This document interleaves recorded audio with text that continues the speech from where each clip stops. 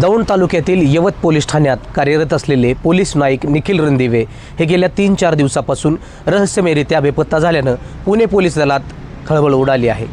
बेपत्ता होण्यापूर्वी रणदिवे यांनी व्हॉट्सअप स्टेटसवर एक धक्कादायक पोस्ट शेअर करत यवत पोलीस निरीक्षक नारायण देशमुख यांच्यावर गंभीर त्रास देत असल्याचा आरोप केला। जीवाचं बरं वाईट करू शकतो असा इशाराही त्यांनी आपल्या स्टेटसमधून लिहिला होता। मात्र यवत पोलीस ठाण्याचे पोलीस निरीक्षक नारायण देशमुख यांची कारकीर्द नेहमीच वादग्रस्त असल्याचं समोर आलंय। देशमुख हे इस्लामपूर आणि मिरज सांगली पोलीस ठाण्याचे प्रभारी असताना त्या ठिकाणी दंगली झाल्या होत्या। तसेच यवत पोलीस ठाण्याचा कारभार सांभाळल्यानंतर काही दिवसापूर्वी हिंदू मुस्लिम दंगल झाली होती। मग हा योगायोग समजावा की आणखी काही?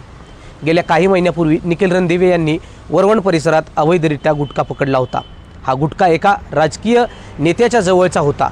तसेच त्याचे या पोलीस निरीक्षकांसोबत आर्थिक हितसंबंध असल्याने रणदिवे यांना त्यांनी धारावर धरलं होतं।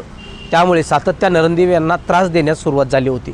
अशी दबक्या आवाजात दौंड परिसरात चर्चा सुरू होऊ लागली। रणदिवे यांची यामुळे केडगाव चौकीला बदली झाली होती। कर्मचाऱ्यांचे खोटे रिपोर्ट बनवून वरिष्ठ कार्यालयाकडे पाठवले असल्याचा आरोप देखील आता देशमुख यांच्यावर केला जातोय। नेमकं हे प्रकरण काय आहे जाणून घेऊ या व्हिडिओच्या माध्यमातून। नमस्कार, मी विकास कोकरे, तुम्ही पाहताय महाराष्ट्र टुडे लाईव्ह। यवत पोलीस ठाण्याचे पोलीस निरीक्षक सध्या बेपत्ता पोलीस नाईक निखिल रणदिवे यांच्या प्रकरणात अडचणीत आले आहेत। मात्र महाशय पोलीस निरीक्षकांची पोलीस खात्यातील एकंदरीत कारकीर्दही यापूर्वीही वादग्रस्त ठरली आहे। हे यापूर्वी ज्या ठिकाणी पोलीस निरीक्षक म्हणून काम करत होते त्या ठिकाणी हिंदू मुस्लिम दंगली घडल्या आहेत। हाही योगायोग समजावा का? इस्लामपूर व मिरज या 2 पोलीस ठाण्याचे वरिष्ठ पोलीस निरीक्षक असताना देखील त्या ठिकाणी दंगली झाल्या होत्या। तसेच यवत पोलीस ठाण्याचा कारभार सांभाळल्यानंतर काही दिवसापूर्वीच हिंदू मुस्लिम दंगल घडली होती। त्यामुळे इस्लामपूर मिरज व काही दिवसापूर्वी यवत येथे हिंदू मुस्लिम दंगली घडल्या आहेत। हाही एक योगायोग समजायचा की आणखी काही? यवत येथील दंगल घडू नये म्हणून 300 पोलिसांचा ताफा या ठिकाणी नेमण्यात आला होता। तरीही दंगल घडली, याला जबाबदार तेथील पोलीस निरीक्षकांना धरावे का? कारण त्यांनी जबाबदारीचे भान ठेवून परिस्थिती लक्षात घेऊन वेळीच लक्ष घालत परिस्थिती हाताळली असती तर कदाचित यवतची दंगल घडलीच नसती असं बोललं जाऊ लागलं आहे। या दंगलीमध्ये 500 ते 600 आरोपी होते, परंतु त्यामधील केवळ 18 आरोपींना अटक करण्यात आली होती। उर्वरित आरोपींना पकडण्यासाठी कोल्हापूर परिक्षेत्राचे महानिरीक्षक सुनील फुलारी यांनी नोटीस बजावली होती। इस्लामपूर, मिरज व यवत येथील दंगली या वरिष्ठ पोलीस निरीक्षकांच्या कार्यकालात घडल्या आहेत। वरिष्ठ पोलीस निरीक्षक हे वरिष्ठांचे आदेश पायदळी तुडवत असल्याचा आरोपही आता होऊ लागला आहे। यवत पोलीस ठाण्यातील कर्मचाऱ्यांना मागील 3 आठवड्यापासून त्यांनी सुट्टी बंद केली आहे। सुट्ट्या बंद करायच्या असतील तर पोलीस महासंचालकाचे आदेश लागतात, परंतु यवतला सर्वांच्या सुट्ट्या बंद केल्या आहेत।